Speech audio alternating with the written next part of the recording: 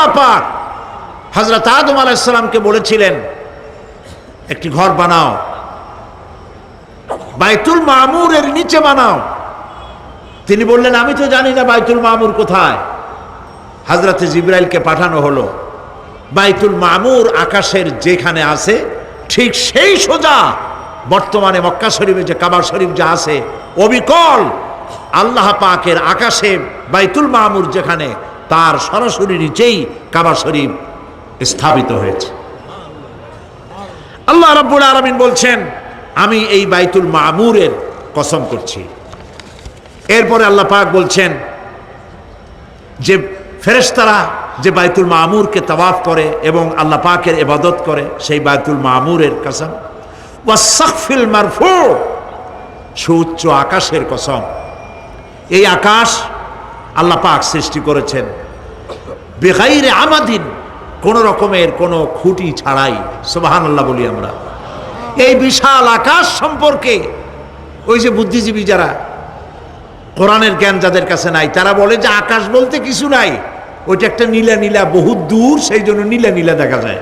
এই পৃথিবী সম্পর্কেও তাদের ধারণা এই পৃথিবীও কিছু না, এটা হলো ওই যে কি বলে সূর্যের কাছের থেকে একটা উজ্জ্বল জ্যোতিষ্ক খুব ফোর্সে যাচ্ছিল, এই ফোর্স সহ্য করতে না পেরে সূর্যের একটি অংশ মহাশূন্যের উপরে ছিটকে পড়ল, ঘুরতে ঘুরতে পৃথিবীর আকার ধারণ করেছে। এই হলো ওদের ধারণা। অ্যাক্সিডেন্টের মাধ্যমে নাকি এই পৃথিবী হয়েছে।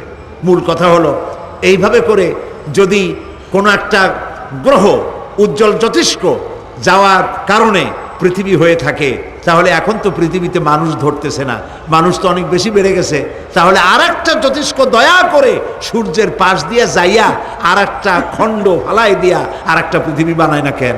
প্রিয় ভাই সব, আল্লাহ পাক বলছেন ওয়াস-সাকফিল মারফু, আমি এই বিশাল আকাশের কসম করি। সুবহানাল্লাহ। এরপরে ওয়াল বাহরিল মাসজুর, পৃথিবীতে প্রবাহিত উচ্ছ্বসিত তরঙ্গায়িত সমুদ্র রাজির কসম করি। সুবহানাল্লাহ। আচ্ছা বলেন তো এই পৃথিবী এর নিচে কি? এই পৃথিবীর নিচে কি? এই পৃথিবী মহাশূন্যের উপরে ঘুরছে। লক্ষ্য করেন আল্লাহর কত বড় শক্তি। আটলান্টিক মহাসাগর কোথায়? এই পৃথিবীতে। আটলান্টিক মহাসাগর, প্রশান্ত মহাসাগর, ভূমধ্য সাগর, যত সাগর আর মহাসাগর সব এই পৃথিবীতে। এই পৃথিবী অসংখ্য পাহাড়, অসংখ্য সমুদ্র আর অসংখ্য মানবরাজি নিয়ে লাটিমের মতো ঘুরতেছে। সুবহানাল্লাহ। মহাশূন্যের উপরে, মহাশূন্যের উপরে লাটিম যেমন ঘোরে পৃথিবী তেমন ঘোরে, অথচ মানুষগুলো ছিটকে পড়ে যায় না, পানিগুলি উড়ে কোথাও পড়ে যায় না।